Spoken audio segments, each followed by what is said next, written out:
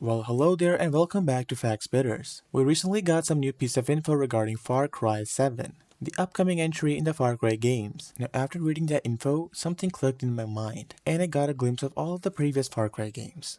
And I realized that there are some things that need to change in the franchise or in the next Far Cry game. So in this video, we will be telling you some of the things that we don't want to see in Far Cry 7, as we feel like those things don't contribute much to the game. We will try to be as relevant as possible because most of you have already faced those things, but most of you will have different opinions. So be sure to let us know in the comments below. So without wasting any more of your precious time, let's get right into the video.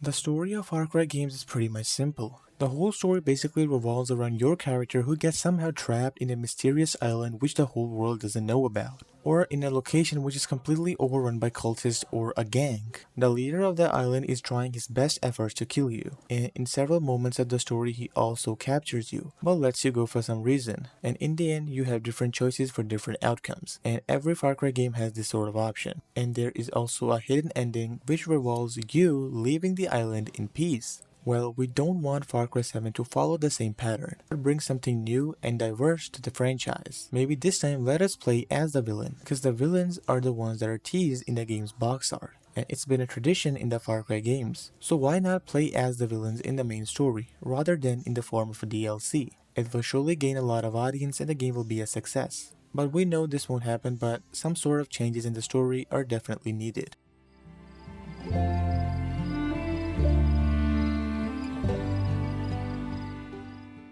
Every Far Cry game is known for its map. If you look at Far Cry 3's Rook Islands and Far Cry 6 Yara, every map has its own uniqueness. But sometimes when you're playing the game, you get frustrated when you open the map and there are loads and loads of activities that you can do. There are tons of icons on the map and much of them have no significance. This thing first started in Far Cry 5, where the map was so immense that it had lots of activities, and much of them didn't contribute to the game's 100% completion. And if you are a completionist and want to complete every single activity in the game, this thing becomes a headache, because the new players who are playing this game for the first time are not aware of the game's progression system, so they will think that they will have to do everything on the map.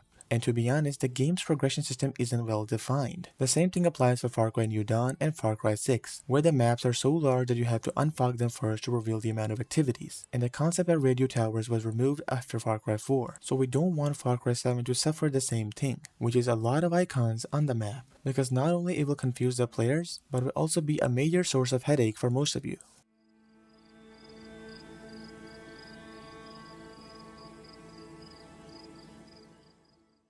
This is a well-known fact by now. The Far Cry games have larger open worlds, or a lot of the Ubisoft games that are released nowadays have larger open worlds in general. All of those open worlds have one thing in common, that they're empty. Well, if you're making a game which is around this concept, then it feels fine. But for a lively world, this thing becomes quite a mess, because there's no realism in that. Every Far Cry game is empty with endless side missions, the same assets copy and pasted all over the place, and similar things like this, which ruin your overall experience. From the point of view of gamers who just want to play the game, it's fine. But for those gamers who will spend $70 on a game, they surely deserve better.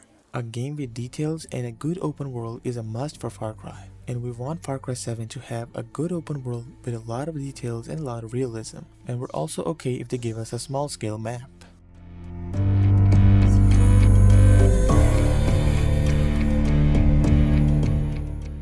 Far Cry series are known for the atmosphere and the amount of side activities that you can do. In Far Cry 3 and 4 there were some meaningful side missions that actually had story and a bit of impact. In Far Cry 5, every side mission felt like a chore, because there's no reasoning and nothing behind it. Much of the side missions were just you talking to an animated NPC, which had some piece of dialogue, and that NPC gave you the mission to sneak in a particular outpost, take something or kill someone, and then come back to him. There is no depth in the side mission, and the only reason why those side missions were added is to give the players enough XP to liberate that particular region. We don't want this thing in Far Cry 7. We're okay with a small map, maybe an island or 2 islands. We are also okay with a large map, but if they're doing all of that, they should add depth to the side missions, so that every mission feels unique and has some sort of impact in our minds. We know this won't happen, but at least they can try, or they can reduce the scale of those side missions. Whatever the case will be, we don't want Far Cry 7 to suffer this.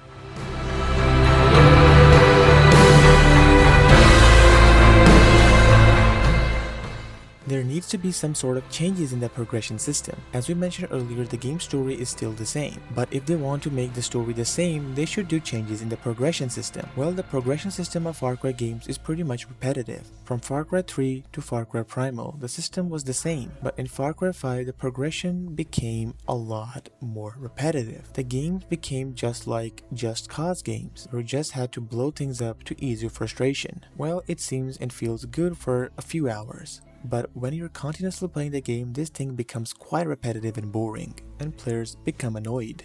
Starting from Far Cry 5, the progression system was like a pyramid, where the first section of the pyramid revolved around you liberating one particular region. To beat the first boss, you actually have to grab his attention, and the same pattern follows until you reach the final boss of the game, and the game ends there. And that is why majority of the players don't remember Far Cry 5 story missions, because they're too much bland, with no cutscenes and nothing. So we want Far Cry 7 to have actual story missions with best progression systems so that it gets remembered. And these are some of the things that we don't personally want to see in Far Cry 7. And as we said in the beginning of the video, this is just our personal opinion. And we also said that majority of you have faced this. And if you feel the same way, then be sure to let us know in the comment section below. We read each and every comment and also try to reply to all of you. Also subscribe our channel for more interesting content like this one. We're hoping to see you in another interesting and amazing video. Till then, take care and goodbye.